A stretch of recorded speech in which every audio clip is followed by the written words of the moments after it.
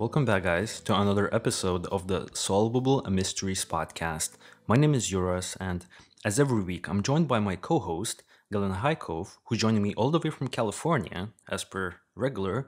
And man, are you excited about this week's case? We have a case that we're actually returning to again. It's back to back returns on the Solvable Mysteries podcast, right? Yeah, it's kind of like a an opportunity, I guess, given that we've covered so much new material lately, including our double up shows. It's probably a good opportunity to take a look at something and some of the things that I think that have been the most compelling cases. I'll say just at the top of this case, um, this one specifically, without getting in, without stepping in an intro, I will say that when I was growing up, I used to watch like mystery on PBS, like with my parents when I was a little kid. That was like the guilty pleasure in the '80s. It was like it felt so grown up, and then so this case tonight, I think maybe this is why I wanted to take another look at it because it reminded me so much of like just almost a classic murder mystery. Um, in almost every sense of the word. So with that, I'll hand it back to you. Yeah. Actually, we're gonna be talking today about Missy Beaver's murder. And for people who have been longtime fans of the show, they will remember that I believe it was episode number 87, I think, of Solvable Mysteries podcast. We literally covered Missy Beaver's last year, I think almost to the T last year. It was this month around the same time of the week, and it's interesting because we're returning here 1 year later. We are 1 year, let's say, more advanced into this podcasting gig, right? And I want to quickly read the introduction for this case. Once again, people may know about this case, but some of them will definitely not, especially the new subscribers and listeners to our podcast. So, really quickly, Missy Beavers is an American woman who was killed in the early morning hours of April 18th, 2016, at a church in Midlothian, southwest of Dallas. Missy was a 45-year-old mother of three daughters, as well as a fitness instructor from Red Oak, Texas. She was married to her husband, Brandon Beavers, for 17 years at the time of her murder. After Missy and Brandon had their first daughter together, Missy decided to stay at home and take care of her kids. As the children got older, she decided to start a career in fitness, and she became a popular fitness instructor working for a fitness company called Camp Gladiator. On the evening of April 17th, 2016, the day before she was murdered, Missy made several Facebook posts about her 5 a.m. fitness class the following morning. This would be her last Facebook post ever made. The Facebook post notified her fitness students that even though it was going to be raining the following morning, Missy will still hold her fitness class in the Creekside Church in Midlothian, Texas. Bizarrely, Missy was not the first person to arrive at the Creekside Church the next morning. At 3:50 a.m. in the morning on April 18th, the church's CCTV surveillance footage captured an unknown individual breaking into the church while dressed head to toe in replica SWAT riot gear. This unknown individual was slowly pacing the empty, dark halls of the church. At one point, the CCTV camera captures a glimpse of a hammer or possibly another melee weapon in their left hand. The individual did not appear to spend any amount of time at a particular door or location of the church and just kept slowly moving around. 30 minutes after this unknown individual broke into the church at 4:20 a.m. in the morning, Missy Beavers arrived at the church herself in order to set up her fitness class that was scheduled for 5 a.m. that morning. As Missy entered the church, she was completely unaware that a person wearing SWAT riot gear was already inside the church for quite a while actually, and was presumably waiting for her. At 5 a.m., two 911 calls were made after Missy's students found her dead inside of the church. Missy Beavers had died from multiple puncture wounds to her head and her chest.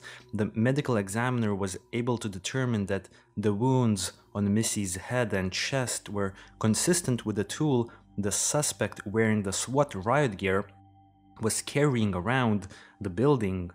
A little bit of digging on the subreddit dedicated to this case led me to a few posts that indicate Missy was actually murdered by gunshot wounds. However, as I understand, this detail has never been verified by law enforcement. Soon after the murder took place, authorities released several minutes of surveillance footage from the church. Now, the video shows a person between 5'2" and 5'7" in height walking with a unique gait, possibly due to a leg injury.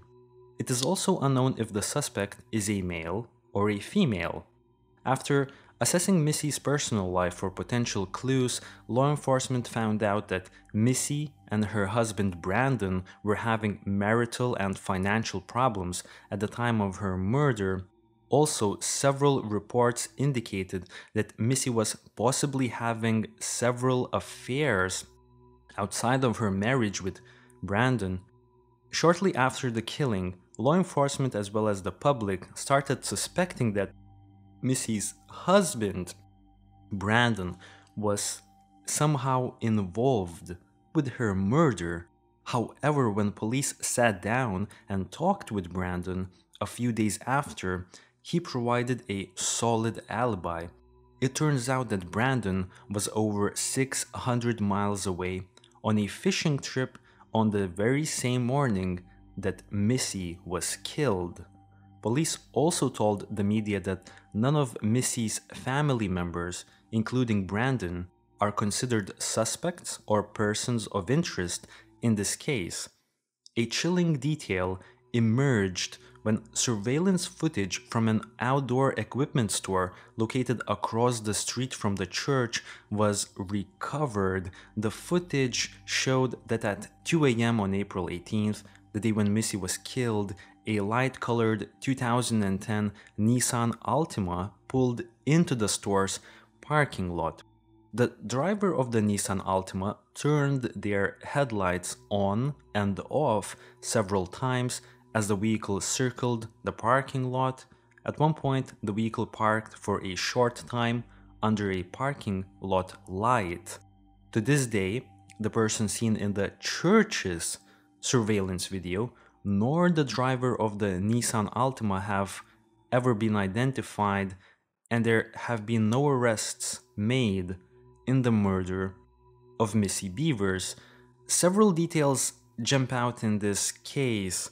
For instance, did the intruder enter the church with the intentions of killing Missy, or was this a robbery that went wrong?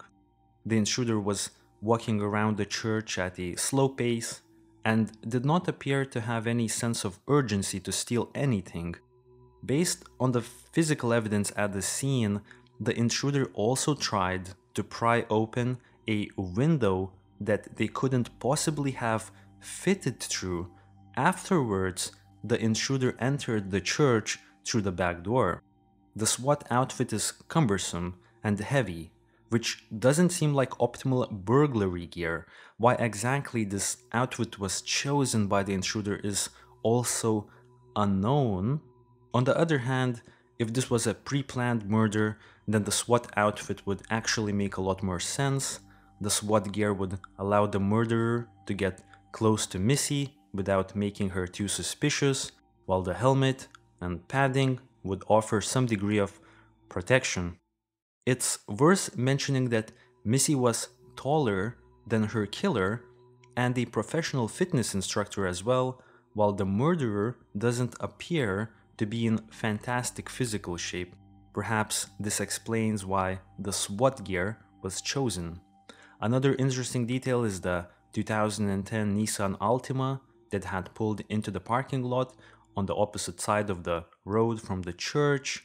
The car pulled in 2 hours before the intruder entered the church. It's unknown who the driver of the Nissan Altima was, as the car was also never identified. And that's pretty much all I have on this case. The case is still unsolved. We still don't know who murdered Missy Beavers. It's very bizarre because we do have a good portion of CCTV of the person who did it. It's kind of reminiscent of the Delphi murders case. Wouldn't you agree, man? Yeah, and actually that's perfect because it's like frustrating in that exact same way that you have video of the actual, I mean, presumably the actual criminal that did it, the murderer. You have actual video of that person, and so far, I mean, we'll talk about this. It doesn't really seem like they know who this person is, and it's a bit amazing. Yeah, it's kind of fascinating. It's worth mentioning that the episode we did about a year ago. I mean, it was a really complete encapsulation of the case. I mean, we really covered that thing front to back, and we covered a lot of different aspects of the theories. Today, when we talk about it, when we were talking about what topic to do this week, and I thought of this one.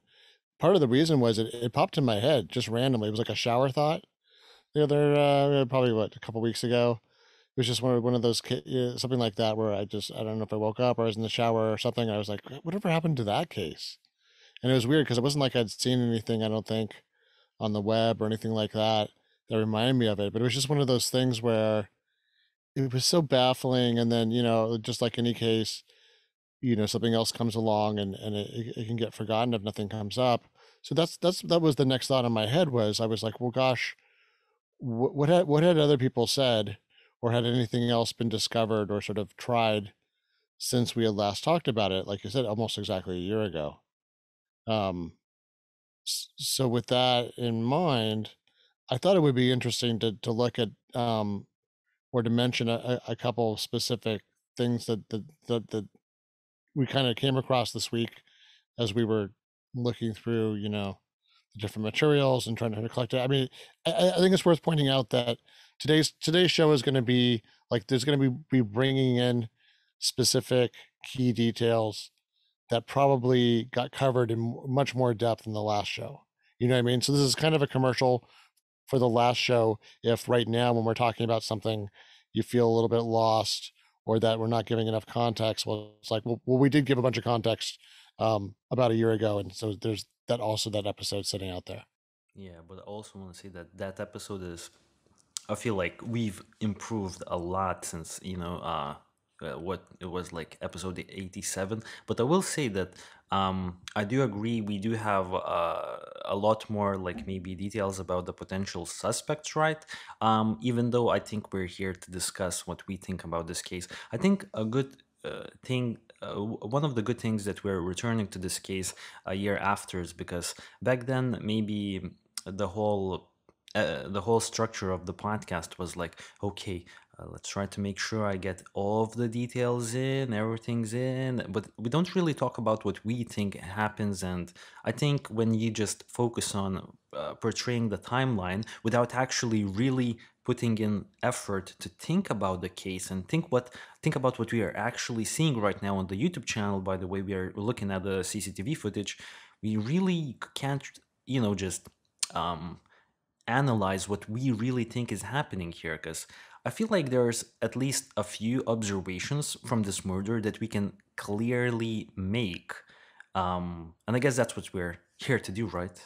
Yeah, and then actually the awesome part is since we did our last show on this topic, um, well, at least one of our favorite YouTubers, Dr. Grande, covered the show.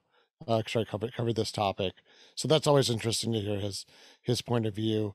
But also, there was there was an expert that I think was actually brought in. I think they were brought in by the FBI. I'm not sure if it was the FBI or local.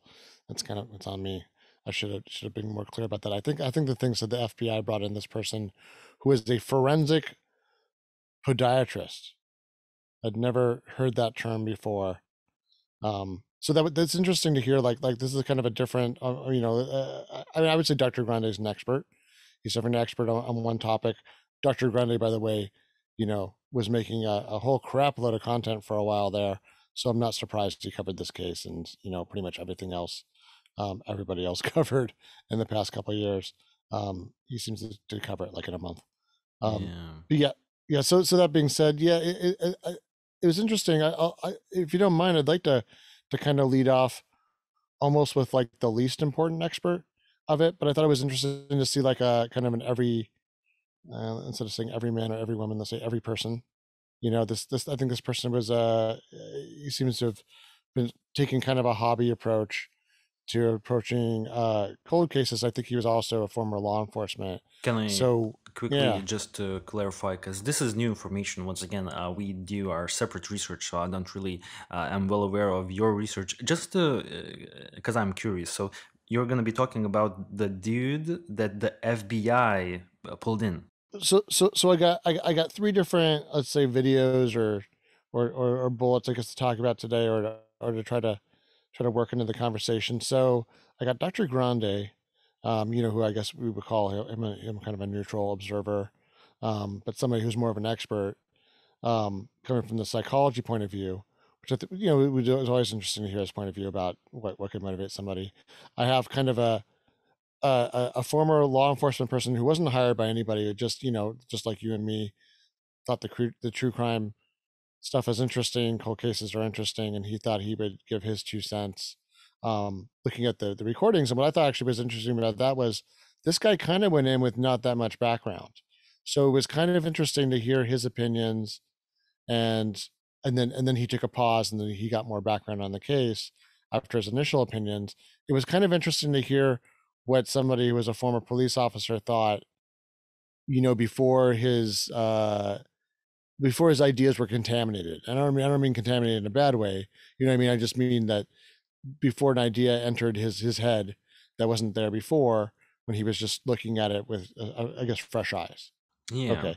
And then finally, yeah, there's this forensic podiatrist, who had some interesting stuff to say. He didn't have a lot to say, but what he did say, I don't know. I think it kind of flavors the case in terms of, someone who is a subject matter expert, because we had, all of us, you, me, Grande, and the world kind of talked about the way this person walked, and we all made a lot of guesses about, um, why they would walk that way and why they were wearing the clothes they were, the whole thing. So I thought it was pretty interesting to see these fresh opinions, um, on top of what we'd already covered last time. Of course. No, of course. I think I wasn't aware that you came to the show with this amazing structure. So please, man, if you have prepared to talk about three different opinions, it's really good because, once again, the more opinions, I don't know if it's better or it's worse, but we're definitely, Yeah, yeah. but we want to Well, do it. well, maybe this time we'll get to flip it too, where I do less filibustering. When I talk, I'll try not to go on the big long rants. I know I will mention that, you've made some improvements to the show structure lately, and I know when I look at our numbers, it seems like people are definitely sticking with the show longer and enjoying the show. Especially our last two episodes have done really well. So, with that in mind, let me see if I can craft this in a way that keeps things interesting in the same way. Okay, so let me start with the former police officer. Maybe I'll provide the link later to drop it. If it wasn't a visually interesting video, it really was a kind of a, this is a beginning, let's say, YouTuber, right, who doesn't have all his equipment yet, but he had a good opinion. And one of the things he said was interesting, that I think made me perk up right away was, let's actually let's rewind it back to the car that was turning on the lights in the parking lot nearby. That specific event, it was interesting because when he looked at that, what he said it reminded him of. He said not just him, but he said a lot of other police officers would think of this, is that when people steal a car to commit another crime, so you're stealing a car to cover your tracks so that when you commit that crime, you don't really care if they see your license plate because it's not your car. Um, that's what he thought was going on. He said, you know what? To him, it looked like somebody that was in a car that wasn't familiar with them. They were trying to figure out where all the headlight switches were and things like that, because what they were going to do is a lot of times, at least in this guy's, area of expertise, he said a lot of times criminals doing capers would black out the car in the parking lot while leaving it running, and then also drive out of the area with the lights out, right? Because you don't really want to broadcast that you're a car getting out of area. I've seen that before, like on cops and things like that. Like different TV shows and YouTube videos. Wait, can I step in? Yeah, So what does that mean? yeah. Keep out the car? No, Well, no, blackout? blackout. So what I'm saying is, you're in your car, and you know how, like, I'll say this for the benefit of anybody that doesn't drive a car, or use public transportation. Car has a different headlight settings. Um, so there's, like, everything's off. There's, like, just some of the kind of the warning lights. It's usually illegal in most states. It's illegal to run. If you need headlights on, you better have your headlights on. So when people run without their headlights lights on, and it wasn't because they forgot, sometimes it's because they're trying to hide from the cops. So let's say you're going to go do a burglary and you've got like a getaway driver. Well, the getaway driver isn't sitting there in the parking lot with his brights on. He's maybe running the car, he's got the headlights off, and maybe he or she, whoever, wants to practice doing getaway driving with the lights out to make sure they can kind of like feel the dimensions of the car. Oh, And you know what I mean? Like they're like, and then where's the switch? Because that's true. Like I know when I rent a car, you spend 5 minutes figuring out where all the switches are, and the mirror switches and everything else. totally. If I can quickly step in after reviewing this footage of the car last night before we did the recording, right? Also, a quick background about this footage as well. This footage was taken 2 hours before the culprit entered the church. So it's still unknown if the same person who entered the church and killed Missy Beavers is the same person driving this 2010 Nissan Altima. We can only speculate, but when I looked at this footage last night, to me it reminded of or looked like someone who's learning how to drive a car. For instance, I actually looked a little bit about the Nissan Altimas, and I'm not really sure if Nissan Altimas were making automatics transmission cars. I'm pretty sure they did as well, but Oh I yeah, but I, yeah. but I also know that they definitely made manual as well. I looked into it. They definitely made manuals. Now I know that in America it's a lot more popular to have an automatic car, and maybe most Americans don't even realize this, but when you are first learning how to drive a car and when you're learning how to drive a manual transmission car, you will, as you're a beginner, you will actually uh, like shut down the car by accident on multiple occasions, because like you really have to get a hang of the stick shift, like as you shift to first gear to have the car moving and not like shutting down, because if you shift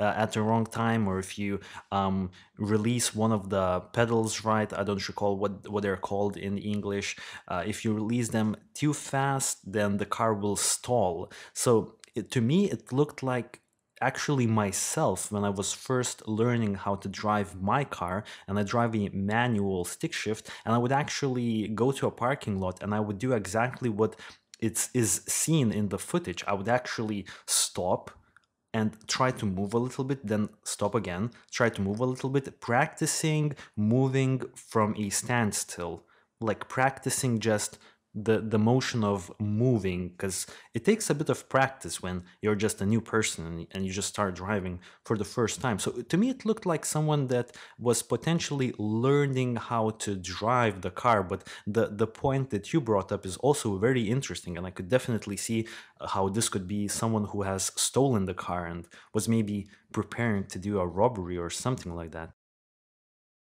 I will say that this video is so relaxing when I look at it. I almost kind of want to be laying there sleeping in the car. Yeah. I don't know, sometimes it's kind of nice to just drive around and go park someplace relaxed and empty like that. So yeah, I mean, who knows? The person could have had insomnia. Yeah, there's a lot of reasons. I'll say even, to your point, even if it wasn't a manual transmission car, yeah, just it is good to practice in empty parking lots. And I know I've done that. I did that as a learning driver, and I know I did that with anybody I was trying to teach to drive. So, But really quickly, yeah, it would, since this is happening at 2 a.m. in the morning, learning how to drive a car at 2 a.m. is a little bit odd to me. Now, it does make sense that you practice at later times when there's less traffic, but not necessarily 2 a.m. You know what I mean? I don't think the traffic changes all that much from, let's say, midnight and 2 a.m. It should be the same amount of traffic. So I wouldn't see the point of a new driver practicing at 2 a.m. But once again, maybe this was a situation where there was the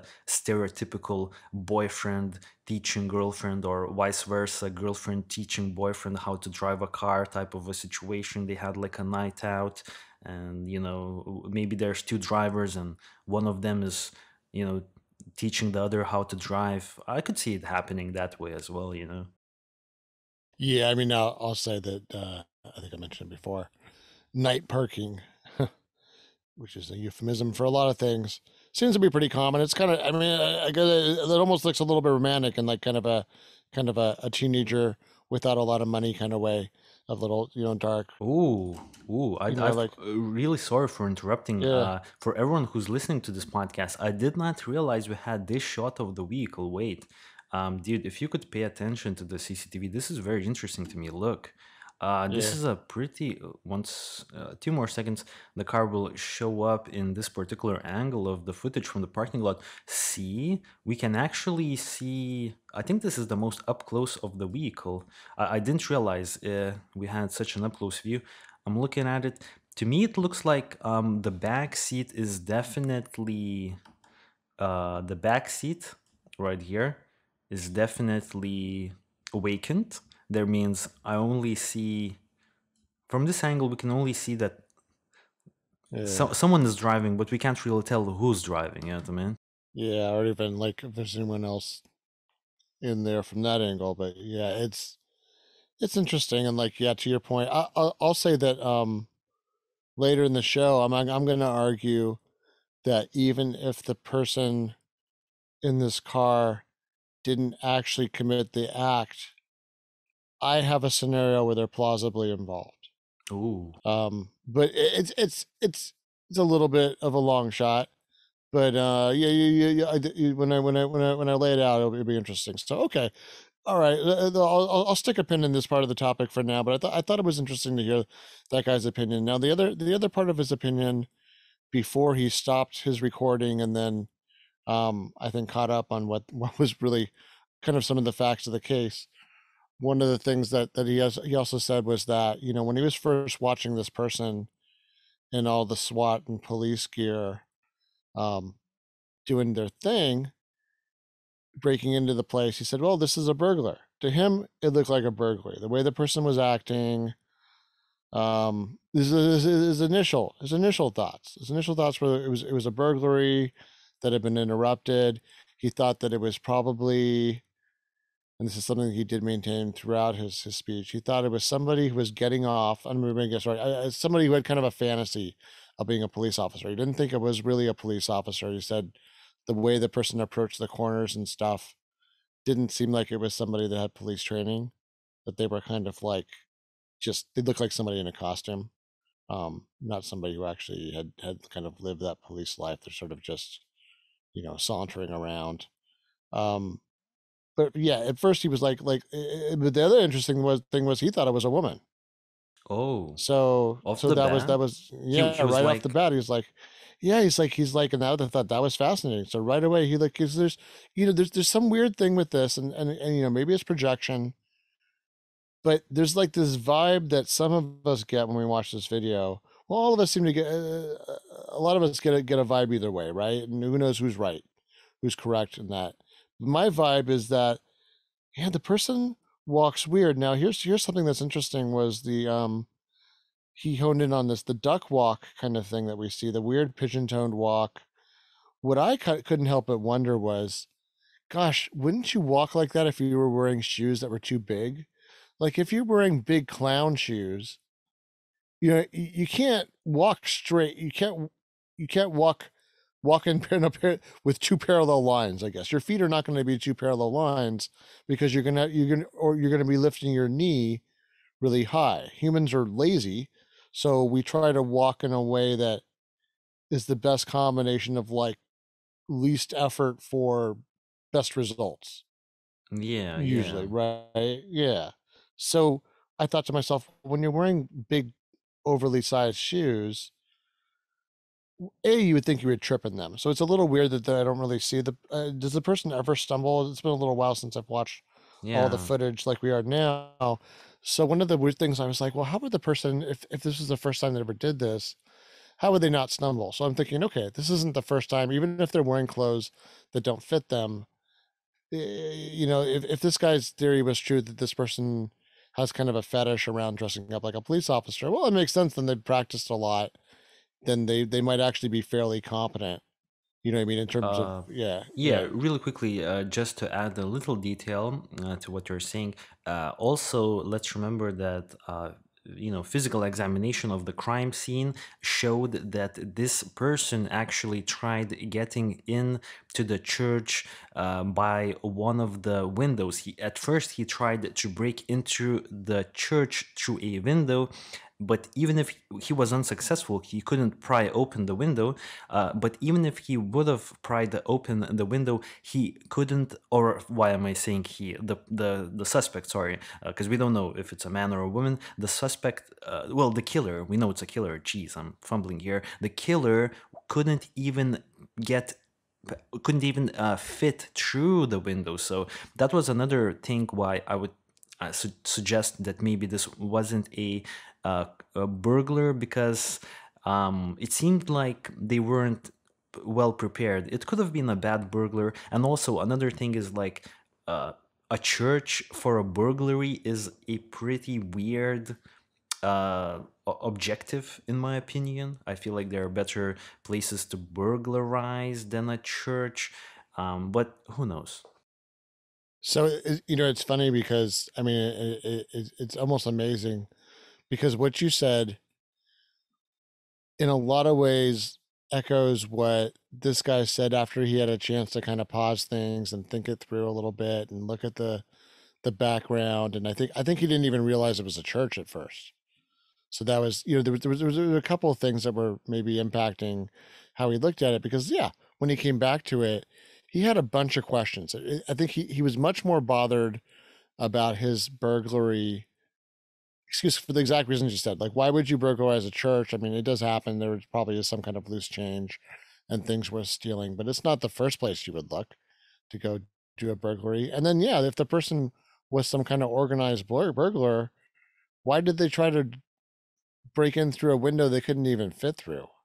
And this person doesn't look like they would have had a good time getting through a window and landing without getting hurt on the other side of it, or cutting themselves through it. So that's a good point. Here's one thing that he said. I don't have an answer to this, but it's one of those food for thought clues out there because in a case where there seems like there's few real clues that have gone anywhere for all these little leads. Here's one thing I thought of was, he thought that when he mentioned that he thought that the clothes, because they were big, were probably either weird cheap knockoffs or borrowed from somebody. But if they borrowed it from somebody, well, that was what it started a train of thought where I was like, okay, well, then somebody could trace it to this person. But I thought, well, even if they weren't borrowed from anybody, and by the way, these aren't even like real police clothes. These are some kind of weird knockoffs. I believe they're not. I don't think they're not.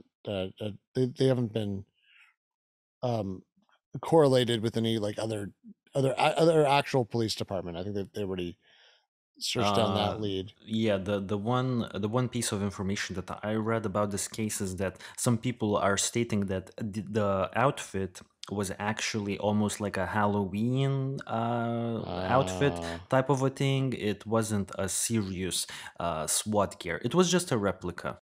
it's just nonsense. Yeah, it's so that part of me was wondering about that. Like, why is it that can't be tracked? Because you think, okay, well, that costume was only sold, they only made so many. It was only sold in certain stores. You would think there would be some way to triangulate on that. Maybe it's too hard. And the other thing I thought of is, well, what if it's one of those things where it was being sold through like a swap meet or eBay? Well, swap meet's even better because that's a person to person sale. So that means someone might actually remember, Mm, not just something that, you know what I mean, not just something you bought at Walmart that you're tracking through like some kind of stock number, but like or inventory number, but a person to person sale. I mean, that's often how cases are yeah. broken. Is that someone does that? I will say also that even on eBay or Etsy or something like that's also a person to person sale. It's just online, so it's trackable. So okay, that was the other thought that came out of that. Yeah. Just really quickly, what I want to add to this is that for me personally, as I'm watching this clip of this intruder, this person to me doesn't look like someone who would go that far as to hide their tracks where they bought the outfit from. To me, they look quite clumsy. Yeah, and I think that's going to be one of the big questions that interweaves itself through the show today too. Is that as we look at this person and these different aspects of this crime, are they some kind of master criminal who somehow figured out the perfect disguise that foils police and retains DNA evidence, right? Because there doesn't seem to be the DNA evidence we would expect, maybe because the person's wearing a mask and all this stuff. Good point. It's holding in.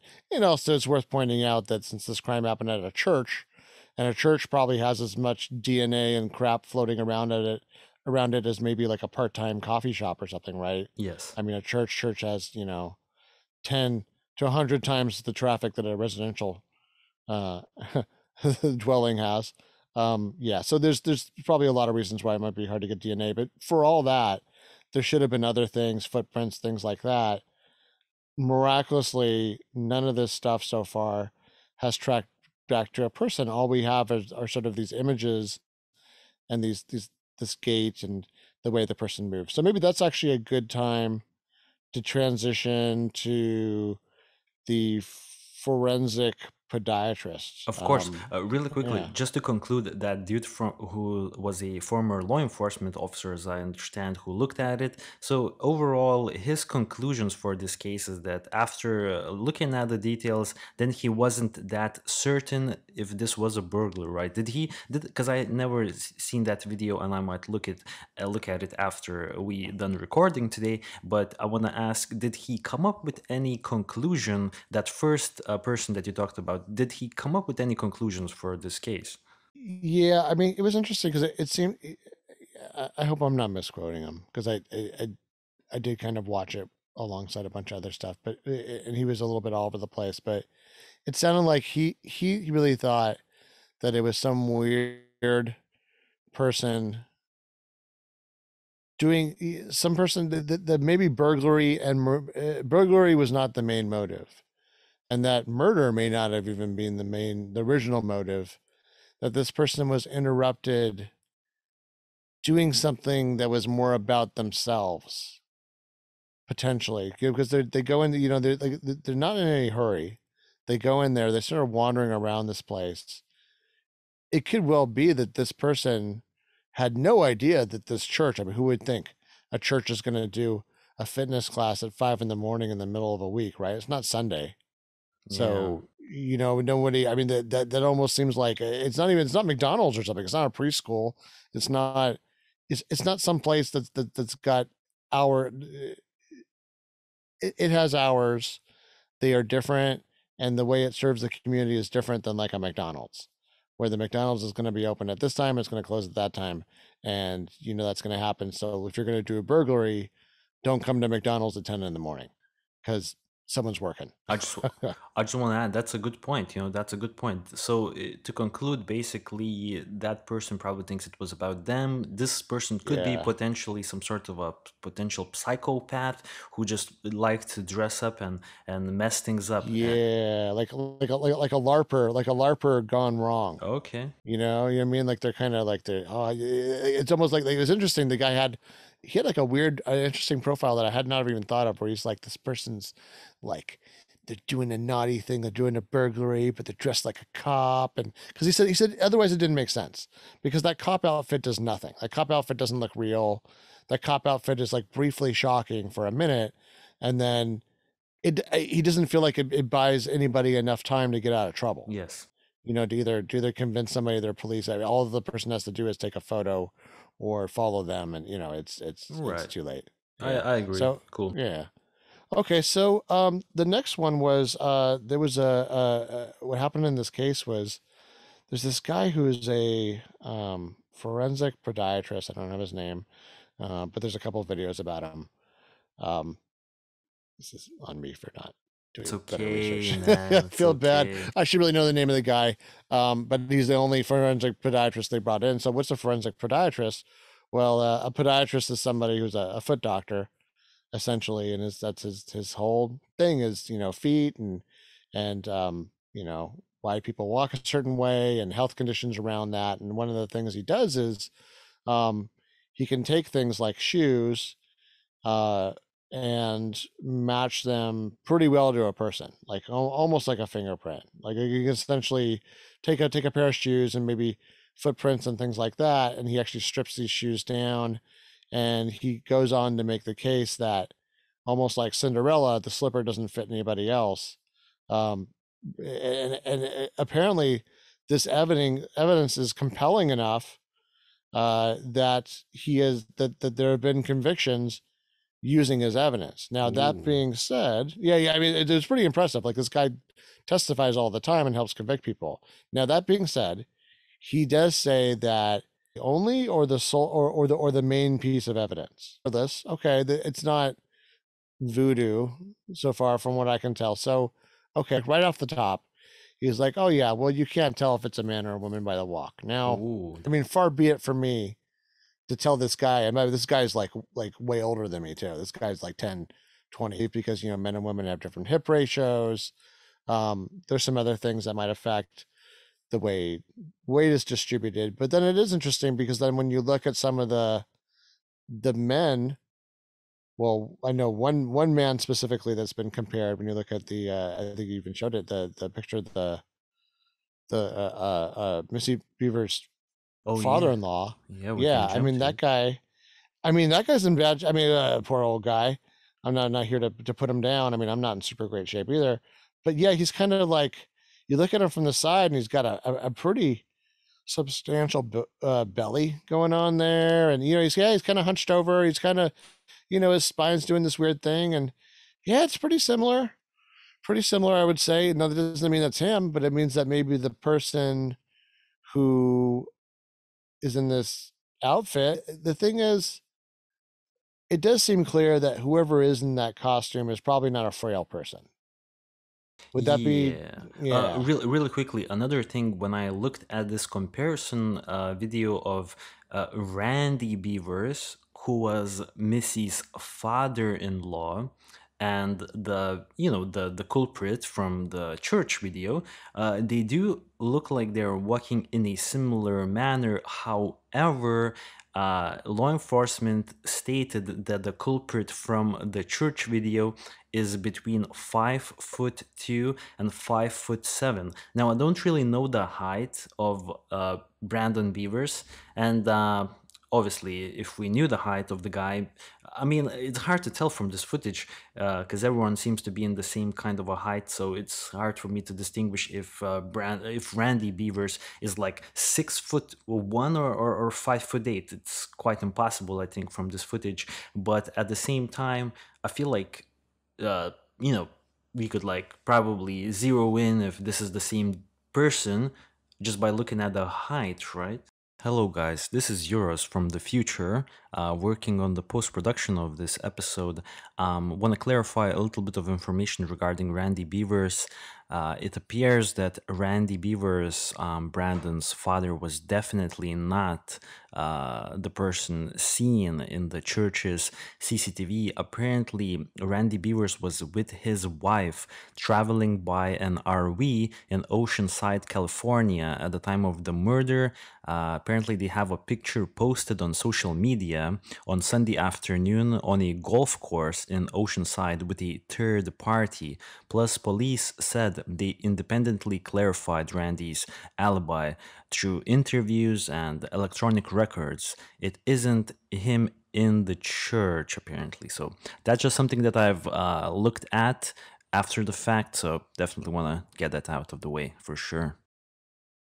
Yeah, and it's interesting because this podiatrist said that. Well, let me put it this way: the reporter asked him, because I think he was trying not to volunteer too much, but he wasn't going to lie or not say something. So the reporter asked him. He said, "Hey, is it true that the police that the investigators showed you a bunch of recordings of different people, and then how'd you compare it to the person in this video?" And he said, "Yeah, it's true." And he said, "Well, what are the results?" And he said, "Out of all of that, one person was somebody that he said walked in a similar way." Oh, so But he didn't state exactly who it was, yeah, but he said that not even what. the gender. Yeah. Oh, okay. But he said that someone from the, from the people that were investigated by law enforcement, someone from those people actually had a similar walk to the, or yeah. Well, I'll say I don't know if I can go that far. I'll say that at least you know what I mean, because he's dancing around it. So it might be one of those things where the police could have also mixed in like some dummies. And I don't mean dummies, but like fake ones. So just normal people, some control suspects, just not to have the guy to kind of test, see like let's say which also which I think would just be smart anyways from a maybe a courtroom perspective in the future, so that you could kind of if you pick somebody that really matched it and you had mixed in a lot of average everybody's from what I mean, if you had like 10 real suspects and 50 just normal people in there, and the guy picked one of the 10 real suspects, then that would be pretty interesting, at least to the investigators, if not to like a jury. Anyway, that I don't know how many people they showed him, but yeah, he at least said, out of the people that they showed him, whoever they were, that was what he matched. So I guess they weren't giving him that much information. It also sounds like he saw more of the video than maybe the rest of us have seen, but he has not seen the actual murder scene.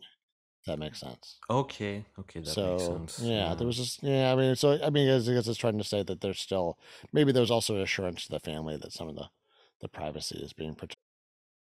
It's he did of course call out the very specific nuances to the walk, that he even differentiated it between the right leg and the left leg. The right leg has a very particular step. He said, "Listen, a lot of people have this exact walk because of the same health issues, between being overweight and age and all these other things that can affect Yeah. what makes people walk." I mean, I will say that duck walk or that pigeon toed thing, or that kind of stuff we do, that's actually a way to walk in terms of like, I guess, athletic performance, but I don't know what the implications are for, like your health. So anyways, all right, so that was that guy.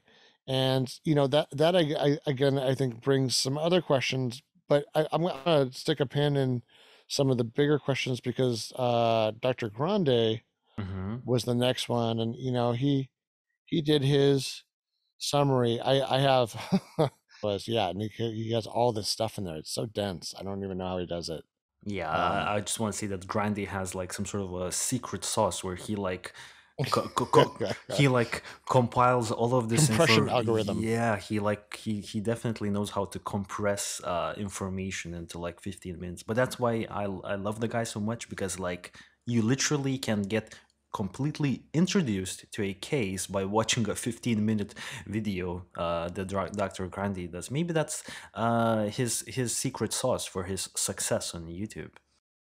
Yeah, he really seems he has a good workflow with those things, and yeah, he sticks to that outline and he just busts those things out. So, yeah, okay. Well, rather than what I'd like to do is just kind of go bring up point by point. We can Of just course. discuss some of the stuff he said. So one of the things he mentioned was that as you pointed out, there were these things going on in the relationship. Um, in fact, I'll say that when I saw that was one of the other things I watched that I didn't mention. I think I might have dropped the link in the, and I think I dropped the link in our outline for later. But there was an interview with Brandon, and so this gets into that area again where when it's always like this, right? Because when you talk about victims don't need to be perfect. Victims can do things that put them at higher risk, but it doesn't mean they deserve for it to happen, right?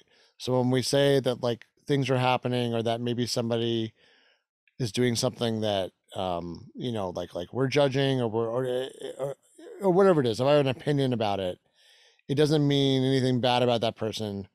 We all have opinions and nobody deserves, no matter if they're Seems like you got some dirt on the guy now. well, yeah, I mean, I get a vibe, but I guess I just want to make it clear because it's like maybe there's like a public service announcement. Nobody deserves to die for whatever they did in a relationship. When it comes to like love, and affection and things like that. Yeah, if somebody's touching children or something, that's a different story. But when we're talking about like man, woman, whatever it is, husband, wife, husband, wife, whatever it is, Right. people in relationships, it always gets dirty. That's the one universal. By dirty, I mean like messy. That's the one universal, Yeah. right? I keep on saying the wrong word. Yeah, things get complicated. It's just the one universal of human understanding. I think, unfortunately, that's probably one of the main causes of murder, right? Homicide Right. is people's expectations around that, and people feeling like they own the other person, and that sense of betrayal and the whole thing. And okay, so why I'm saying this is when I see the interviews with Brandon, I mean, his words are right. And like you said, he has an alibi. His dad has an alibi. The reason why people ask, well, who cares about his dad? Well, as we mentioned in the other show, and I think we mentioned here, his dad was actually a suspect at one point because here's the thing: Brandon apparently was not super truthful about what was going on in his relationship and his financial status to investigators when they first asked. Then they dig Oh, deeper. really? Yeah, that was I believe, yeah, I believe that's what Dr. Grande said in his video about it. And then right after they says, and then they find out the multiple affairs from Missy, and the bad things that are definitely signs of a rockiness going on in a marriage. Now look, nobody likes to admit to that, right? I mean, it's embarrassing, right? Any kind of stuff, any kind of, not just a marriage, any kind of relationship and stuff going on, especially if there's infidelity or and financial stuff too. I mean, these are this is stuff that people feel very intensely about. I can understand why the guy didn't want to admit it to a bunch of strangers, a bunch of maybe and possibly a bunch of other men, even, right? My wife's cheating on me, and we don't have any money. I can't. I'm not bringing home in the bacon. Like, who wants to admit that? So maybe that's why. That'll be like my little, secret side, but kind of advocating for him. But then when he's talking about it, I feel like there's resentment from him. Now, maybe it's justified resentment, right? Because all this stuff happens. He has all this attention on him. And I'll say that when I look at the pictures of Missy, and I think going back to what we talked about last time, it was clear she was in the middle of some kind of major like midlife crisis and was drastically revamping her looks for something. And Brandon, by the way, he just looks like an average. He looks like me. I mean, just like average, not looking like a young guy anymore. I have to wonder, on top of being enthusiastic, I mean, it feels good for people that love to work out. I get it. The endorphins and everything, it's like a drug. It feels good. You feel so good when you're done with a workout. But I feel like I sense cosmetic surgery. I guess let me put it that way. So someone else can fill in Wait, the blanks. dude, Yeah, yeah, just to make more yeah, sense, yeah, because yeah, like I'm yeah, getting lost here. So wait, are you yeah, saying that? yeah, No, no, dude. Let me just ask yeah. this question. So you're suggesting that Missy Beavers potentially had cosmetic surgery? I think so. When I look at the dimensions, you know why? Because you can see the veins in her arms in some of the pictures, and the proportions for the kind of low body fat you'd have to have. I mean, I'll say it. So, and for an example, people that do those, both female bodybuilders that do like the extreme bodybuilding, but even the Miss Fitness and um, Of course. all those kinds of things. I mean, a lot of them, yeah, do plastic surgery because your breasts, case in point, men and women, when you lose fat, well, breasts are made out of fat, and you will not really have the same breast you have when you lose most of your body fat for fitness. Yeah, makes sense. So like from that perspective, if you want to also male whatever wherever you are, if you want to also have big breasts and be down under 10% body fat, well then, for example, I'm not saying for sure she did it, but I would heavily suggest that to me it looks like a strong possibility that that was going on. So let's say that's true. Let's say that's true. Big if. Like, what's going on here? Why the big revamping of your life? Is it because she's not happy?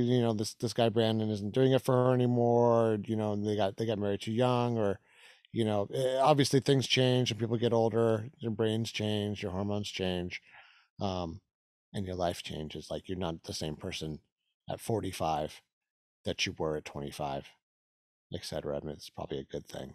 But I've seen like these midlife crises in my peers at younger ages, and I think we all know the stereotype of men. There's a stereotype that's been around for a long time of the man who hits 45 or 50 and suddenly grows a ponytail, and buys a Porsche and divorces his wife.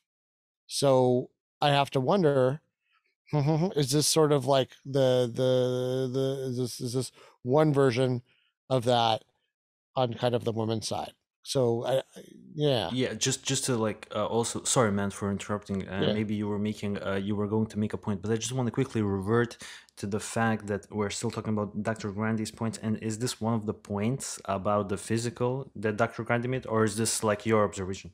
yeah. It's a combination of both. So the physical thing, the thing about Brandon saying that, I'm tying in what I guess I'm tying in what I sensed in the interview I saw. And I think it was an interview that had happened since we did. It was between that I could feel resentment. Like he didn't seem that broken up about the whole thing. Let's put it that way. And maybe he has kind of a good reason if he feels like really betrayed. Not that he wouldn't want anybody to be dead, but like this whole thing has made a lot of problems for him too. Just like because this show is about opinions today. This is a casual conversation. It's interesting to see what other people think when they see this interview. So why do I say this? Well, I say this because when Dr. Grande looked at this, I mean, his main conclusions about this case, because I'm gonna skip to the end before I go back to some of the finer points. But it was a woman, which was interesting. He was like, if it's a personal attack, it's a woman. If it was um, a burglar that was disturbed in the middle of a crime and did something stupid, it almost certainly was a man statistically. Because if it's personal, it's a woman thing was interesting because I thought, well, gosh, that's kind of discounting the idea that Brandon might still have had something to do with this thing, and even his father. Now everyone says, well, they both got alibis, and I guess I can't remember his name. The neighborhood bully. Remember that guy, the one that the whole neighborhood assassinated. Oh That guy, yeah. that guy had an excuse every time. That guy had rock solid alibis, and he was busy, running around like a terrorist trying to kill his neighbor. So, the alibi doesn't always mean something to me, but presumably maybe they have like some actual physical proof that he was somewhere. Okay, so this is where this is now. Let's go back to the car thing I was talking about. I'm just gonna clear my throat for a second. Of course. Okay, so yeah, sorry. Um, took some Pepto Bismol. It's kind of sitting hard on my vocal cords. So yeah, so my thought was, look, here was a thought. It's just hypothesis, just opinion, not accusing anybody of anything. Don't sue me. So let's suppose somebody wanted to kill their wife. Here's the thing: is there's like a day and a place, and one of the things that was mentioned also was that apparently Missy owned a gun and carried it, but she was known to not bring it with her from the car to the class or wherever it was she was going. So she had this gun, but then she would leave it in the car all the time. Maybe they had fights about it. Like I could see if I lived in this, don't judge me. Then and my wife did too. I would probably be also, I would be annoyed if it turned out that she was leaving it in the car all the time, because then I'd be like, well, what's the point of it? And then it could get stolen, right? So there's two problems, and that would be like. So I thought, well, it's interesting because what if suppose there's an angry husband, fearful of being abandoned, sort of resentful that this wife has suddenly turned herself around, and now she's like, she's relatively attractive, and let's face it, the dating market is far easier, for well, at least the casual dating market is far easier, for somebody that looks like her than someone that looks like him, and it also goes for the sort of the gender imbalance that way as well. So yeah, that's just the facts of supply and demand. So from his perspective, just like a lot of other angry husbands or ex-husbands we've seen out there, it could really just be like a big grudge, and he thinks, well, how can I do this?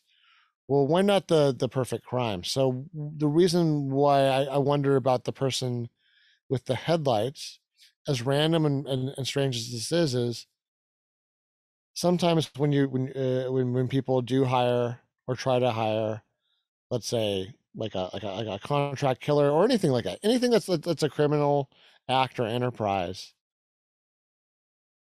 the smartest thing would be to not have a connection. Like if you can have somebody who's a middle person who doesn't really know the other people involved, but who's part of the plan, then that person on one hand is extremely valuable because they're the right per time. They're facilitating the plan, but then if they get caught, they don't know anything. They don't know who hired the let's say the assassin, the hit person. If there's a hit person involved, they're just maybe somebody they were told, listen, if we can if person A, if scout A goes to the place and like and they see that like Missy is getting ready in her car heading to the church, then you drive over, you know what I mean? Then you drive over to this place, flash your lights. Someone else is going to see your lights. They're going to drive to a different part of town, and they're going to just do donuts in this parking lot, flashing their lights for half an hour. Oh, so this is how you connect the potential Yeah. So potential hit. my thought is maybe there's like this kind of sequence of actions where somebody arrives at this place and does this whole kind of song and dance of pretending to break in, and this whole show in front of the cameras of kind of the breaking in looks kind of half-hearted, like it doesn't look goal oriented. It just looks like the person's like, oh, this is what happens when I slam a crowbar, a hammer into a door right here. It's like I don't really know how Like sincere all like that. Yeah. the following footage where the culprit seems to be banging on the what seems to be a wall for no apparent reason with a hammer. And they're just hanging out. And like on one hand, it's like, yeah, I guess if you didn't think anybody was going to come to the church and was an alarm went off and no one ever came, right? And that's a whole other topic I'm not going to get back into about why I feel so strongly about that. I'll talk about it again another show sometime. But yeah, anyways, just because a burglar alarm goes off in different cities, the police don't always respond. Right, Um, right. and so I don't know if that person knew that or if they're just that out of it. Or you know what I mean? So Hmm. that's really weird. It's weird that they don't. for somebody that's doing something that's a felony potentially that could end up with them locked up, why are they taking their time?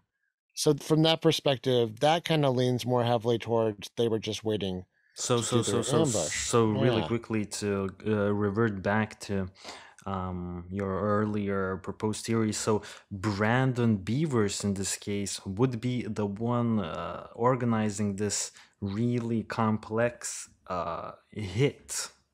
Well, and so he wouldn't have to, or let me, someone like him, they wouldn't even have to organize it. So they would be coming, someone else would be selling the service. So what I'm saying is potentially in the United States, there was something called Murder Incorporated that was literally like the Uber of hitmen for organized crime. So organized or different organized crime organizations all over the US could basically tap into this organization, and you could get a hitman on the other side of the country that had nothing to do with your organization, didn't know who you were, didn't know anything about it except that someone told them to go hit that person and that they would get money. And this organization, that's what they specialized in was insulating the person who made the request from the person who fulfilled the request. So that's what I'm wondering here is if that person, that weird, like I said, that person in the parking lot had anything to do with it. That was one way where that person could just be somebody whose job it is to just, if they see they're supposed to wait in one place to see some lights, they go someplace else and they run their headlights, and maybe someone else on their way in knows that, yeah, it's a go to the place, break in, do your red herring show, Oh, and yeah, yeah, then, yeah, yeah, yeah, yeah. But it would be yeah. like So, it would be like a situation where it's not like they're not indicating that Missy has arrived at the church, because let's remember the headlights were flashed and all that stuff was yeah, done approximately like 2.5 hours before Missy even entered it. Maybe right. it was more of a signal that I got the money from the dude who ordered it, so you can begin your plan, whatever. Yeah, it could be something where like they don't even want to have cell phones involved. Now, you might ask me like, where did you get this weird idea, Glenn? Actually, I read a book. It was a book about like snipers and stuff, and it was actually it was giving an example of like the Irish Republican Army, um, how they would set up, especially now in modern times with all the DNA stuff, how they would set up, let's say, a terrorist act against a British soldier. And it was interesting. It was like a whole company. It was like all these guys that didn't know each other, and they'd been recommended to the organization, and they had no way of really turning in each other. And at the end of the day, the whole thing was all sanitized, and it could be was all like deniable. So Yeah. it was interesting from that perspective. Who knows? But it was sort of a fun little theory. Okay, so that was thing. Now, I guess now I want to get still talking about Grande stuff, like just kind of spinning off of thoughts from Grande's Mm-hmm. conversation. Here's something I thought of with this culprit and the weapon. This person, let's say this person did go there with the intention of killing Missy or someone like her. Let's say it didn't have to be Missy. Let's say they were going to kill somebody tonight. But what if it was Missy, and Missy is at this point someone who's in physical shape? Yeah. Like she's got good stamina, she is strong for her size. That doesn't mean that she's good at combat, but I don't know that I don't know that I would want to try to tackle her or wrestle her or take her on physically. So how interesting that this person seemingly wasn't afraid to take her on, even with the possibility, if this is the case, that she could have had a gun, right? That she was known to own a gun and to have one in the car. And in theory, let's say that she suspected something or felt at all weird, she could have showed up with the gun inside the place. Or Yeah, I will say yeah, I didn't really necessarily found. Well, that's once again maybe I need to look into it. But was she like known to for sure have a gun? Because we know she had the gun because after the fact the detail came out. But like, do we know that it was publicly known that she always carried a gun on her? that's what I'm not sure about. And then actually gets to the next point is because we're not really. I've heard different things. One of the things I watched said that she was killed by like a blunt force object that matched the tools that the person was carrying around. Now we know that there's been a lot of kind of back and forth about what really happened here.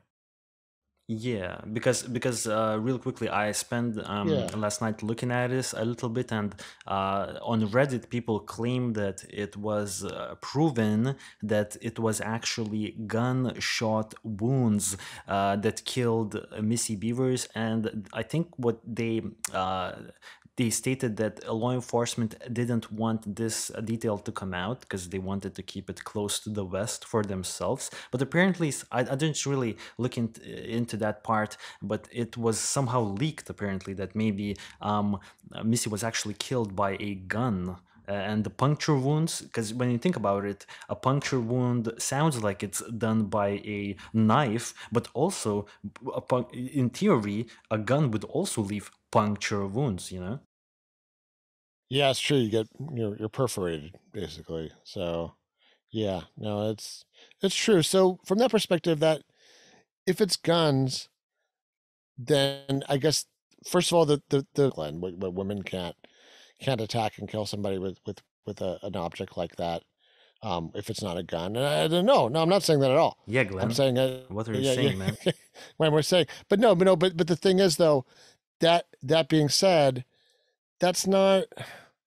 So for sure, I mean, even like a child with a crowbar can become a dangerous person and probably easily kill. Would be what somebody who wasn't extremely physically confident or aggressive would choose as their murder weapon. You know, and if they did, and it was a crime of passion, and they felt that confident in their abilities to ambush this physically fit person who might have a gun, especially in their state, well, then why?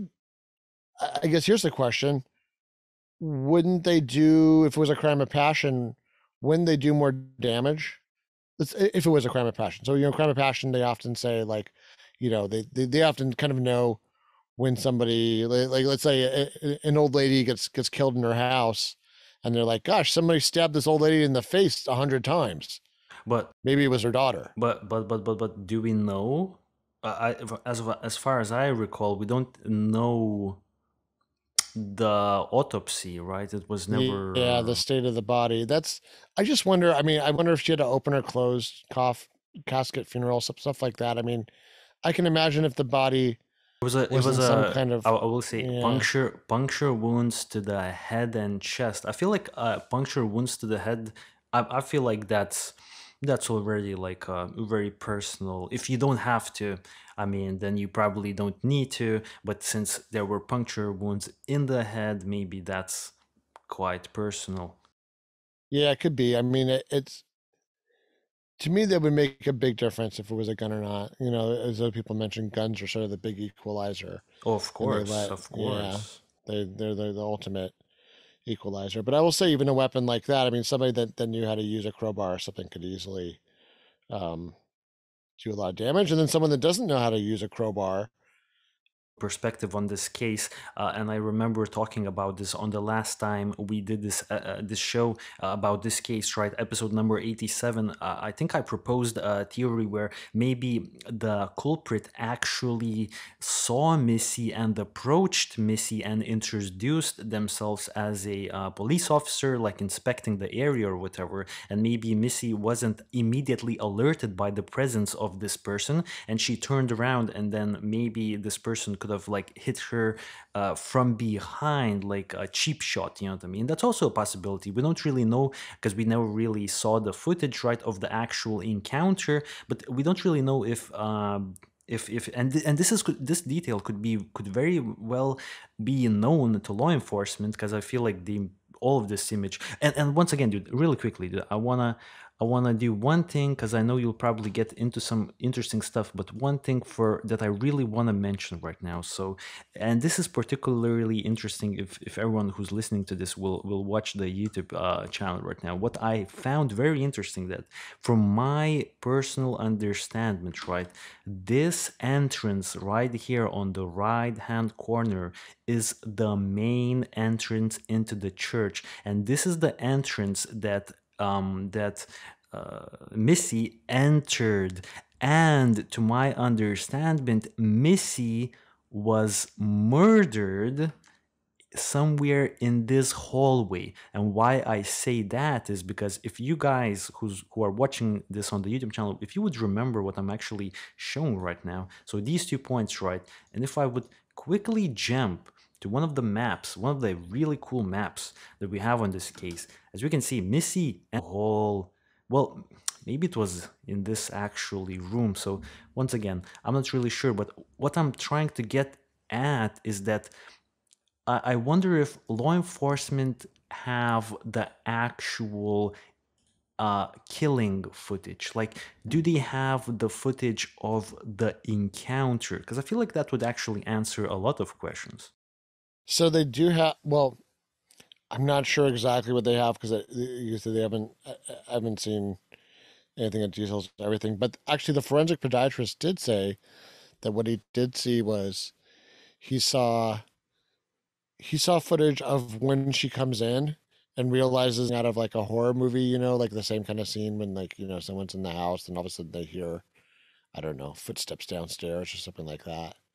Um, so it does Jesus. make you wonder if she just suddenly split and ran and then was shot down or something, if it was gun or was chased down by somebody with a crowbar.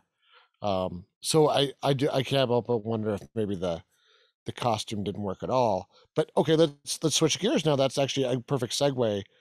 The costume thing is interesting because Grande, and this was something else that I don't know if we discussed this last time, when he said, it seemed like it was an ambush. Like at some point, the sort of the first line of excuses for the costume, if those don't hold up, then is the second line like because to him it almost seemed like the person was trying too hard, like trying too hard to look weird here. It kind of reminded me of I put this in the notes. I don't know if you've ever seen. Everybody look this up later. There's this scene. You can find this on YouTube. There's a scene from this Richard Pryor um, movie called Stir Crazy. He did with Gene. What's his name? Charlie and Chocolate Factory. Gene Wilder. Anyway, there's this one scene where they go to jail, and like Richard Pryor's trying to like act tough because you got to act tough in jail, and then Gene Simmons is acting tough also, and then Richard Pryor's like, "Ain't you ain't you acting a little too bad? Ain't you a little too bad?" Like it's like the person was acting like too crazy and too weird, like almost like somebody was trying to simulate, Mm, yeah. like someone was trying to go way in front of these cameras. Like we said, they were doing this whole show, and then didn't think of this at all. If the person was actually pretending to be someone like Brandon's father-in-law, like Oh. imitating the walk, wearing clothes that were deniable, whether it was someone that was trying to do an even bigger misdirection than we thought it was. I mean, it already was a misdirection, right? It's not the police that are murdering Missy Beavers, but is it? You know what I mean? It's not even. Maybe it's not even the second line of suspects at this point. It's like some whole other. It gets really weird where it gets into this other territory. So once again, and this, I think we've almost gone full circle with this part of the show in terms of, okay, because Grande says either it's a master criminal or an extremely lucky burglar or weirdo. If it's this master criminal, I'm not even a master criminal. I mean, because someone that got really lucky, could it conceivably be the wife or ex-wife, etc., of somebody that either Missy had an affair with or had a fling with, or that somebody thought because she had a fling with these other people that their man was also part of that group of people, and then they plotted something. So maybe it's, Okay. somebody, it's somebody maybe who would feel especially threatened by Missy Beavers, who's, at this point kind of, I guess, a relatively popular person, and, you know, gone way out of her way to be really physically attractive, and now is around all these other people. And I don't know. There's a lot. I guess I could see if someone was resenting her, she starts to become, to that person, she starts to become more and more prominent in public, and like a bigger figure. And maybe if they're like, if that person's, not dainty, if they're big, they're overweight, they're strong, but strong in a different way, conceivably going to like some extreme lengths if they were really that obsessed. Okay. No, that's interesting. So, yeah, weird, just to I know it's, yeah. structure it. So, in the resume, right, we already had those two other people that spoke. So what is Grande's conclusion? Yeah, Grande seems to be leaning heavily towards the, ambush. Somebody in her life did it. It doesn't look like he really wants to point fingers at people, but Okay, so it's, yeah, it seems rather yeah, coincidental. But then he also says, or it could just completely be a total freak thing, yeah, and this is a weirdo that got really lucky and somehow accidentally picked something that actually fools, something that allows you to get away with murder in the 21st century so right. far. So to reflect back on the three to the three experts that you have presented their points of view, right? So um, one says that the first police guy, after looking at the details, he isn't quite sure if this was a burglary anymore.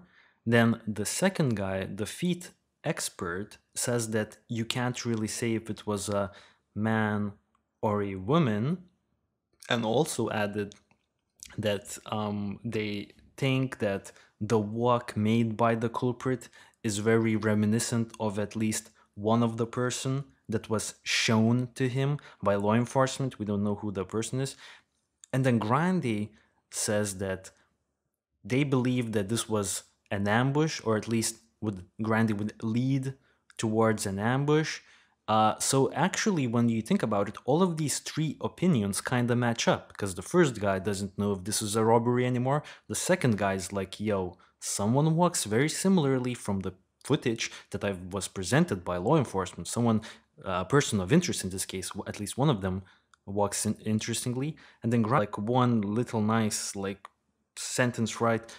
All of these three experts, they said, or they would lean towards that this wasn't a robbery gone wrong type of a scenario, and it was potentially pre-planned. Pre-planned. Is this a good assessment, dude? What I've just said. Yes, I think that's a perfect assessment. And Oh, about the whole thing, because it goes back to that whole thing with the timing about it again, that if the person did know, then they knew. Okay, wait, what was the? culprit entered the church at 3:50, and Missy entered the church at 4:20. So culprit enters at 3:50, Missy enters at 4:20, at 5 Missy's found dead. Okay, so it's not that adjacent to it. Yeah, maybe I didn't change my mind, because I was thinking, well, suppose she only got there 10 or 15 minutes early. Plenty of people get to things 10 or 15 minutes early, especially if it's like an early morning class or something, just because, like, sometimes you're just up, or you don't want to be late for it, right? That's a fact. So yeah, because that's just paying extra for that at that point, to get up so early. Yeah, so I don't know. I guess if it had been closer to it, I would be a little more leery. I would fall more on the, gosh, either this person really has nerves of steel, or they really didn't know that this was going to happen, and then here's this person Mm. that pops up, and oh, guess I don't want to get S- caught, so boom. All right, all right. So what do we think about the case? Because like, um, right. So to reflect, never really sensed that this was a robbery to me. It always didn't seem like a robbery. And I think the experts in this case, they also don't think it's a robbery. It doesn't look like someone who's trying to rob the place. I also find it very strange that if I don't think this was a coincidence. I kind of feel like this person knew that Missy was gonna be there, and actually Missy the day prior actually notified all of her Facebook followers where she's going to be at which time. So this person could have easily went there and thought to hide out. Another thing I will say, I don't think that, well, if I had to bet, I would say that a gunshot was definitely used, a gun to kill Missy, because I think Missy could have overpowered this person, and this person doesn't look like they would be confident enough to even attempt to kill Missy with a melee weapon. So I think she was definitely shot down. For what reasons, I can't think of any reasons. I really am blank. I do not know any reasons for any plausible reasons why this would happen. I don't think that Brandon or the father killed uh, Missy. I don't think it was a very elaborate hitman attempt as well, because it just seems like too much, you know what I mean? So I will leave it at that, that perhaps someone who knew Missy had some sort of a grudge against her, really wanted to kill her. Missy had been having conversations with other men, potentially. Maybe it's one of the men who was, just, I don't know, mad at her. Maybe they just broke off their little affair or something like that, and he decided to go in and kill Missy. So I would leave it at that. But what are your thoughts to conclude? You know what I mean?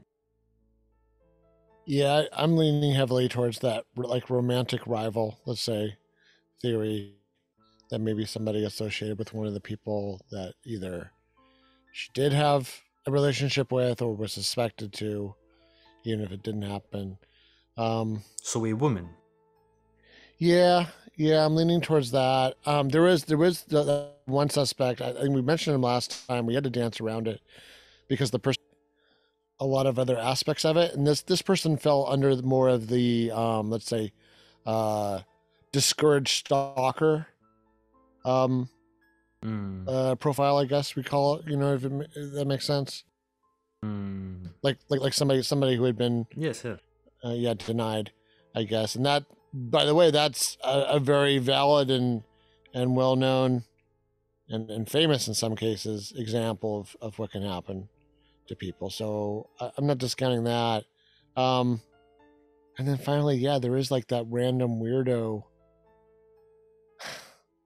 theory as far as just, someone doing a burglary and kind of in the middle of their own weirdness, and then someone busts in, discovered, and they panic and they kill somebody, or try to cover it up, or flee from it. Maybe it's such a weird thing. I don't, the police thing, which like Grande says, maybe that's why it's so excellent that Grande pointed this out, because Grande might be more on the alert for people doing subterfuge like that, like people having plans within plans, and almost revealing more about themselves when they do something, or how they dress. It's interesting. I don't, the percentage breakout thing is hard for me at this one. Maybe I would say 40 30 30, which is 40 it was Oswald. 40% that it was like, let's say, female romantic rival. 30% jealous male stalker. Hmm. Um, Maybe I'll lump the hit jealousy-inspired hit person, um, assassin, and then the last 30% is the random weirdo Right. gone wrong. Yeah. So once again, 30% for the random weirdo gone wrong, 30% for a romantic rival type of a thing, and you will also lump in female and male romantic like rival, either like the stalker. Yeah. And then what was Yeah. the 40%? Well, yeah. So actually, the 40% was the Burglary, no? you know, this it's probably better just to put anybody that's a romantic rival or a stalker type thing, somebody with a personal motive that So- wasn't in a relationship with So her. that's 40. let's So say. that's 40, right? Yeah. Let's say somebody external to the relationship she was in. Okay. While the 30% would be someone internal to the relationship she was in, Oh, whether that was a okay. husband. Dude, Yeah. really quickly, as of our, Yeah. just confirm that I understood this correctly. Yeah. So 40% someone, Not random. 30, Not random. 30% someone romantically involved, but within the family, and then 30% random dude messing things up. Yeah, I think that's pretty accurate. I would say the middle 30 is like, yeah, some. All right. Well, anyway, yeah, I'd probably dragging it out, but okay. So, yeah. Anyway, I feel like I've said what I wanted to say about this specific case. I'm glad we had a chance to sort of revisit this. I do feel like I get the weird feeling about this one. So let me see if I'm proven wrong or not. I have a weird Kristen Smart feeling about this one. Like maybe something's gonna come up. So like a family member? Just some kind of evidence or something's gonna pop up about this one. Like this is gonna break. About I feel like allegedly Brandon Beavers. No. Anybody. I just feel like Oh. something's gonna happen with this one. This one is too weird. And this, I mean, here's the thing. Why didn't this happen again?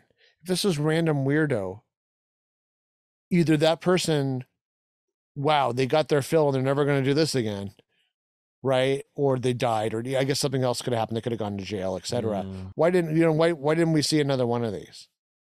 Yeah, because we don't.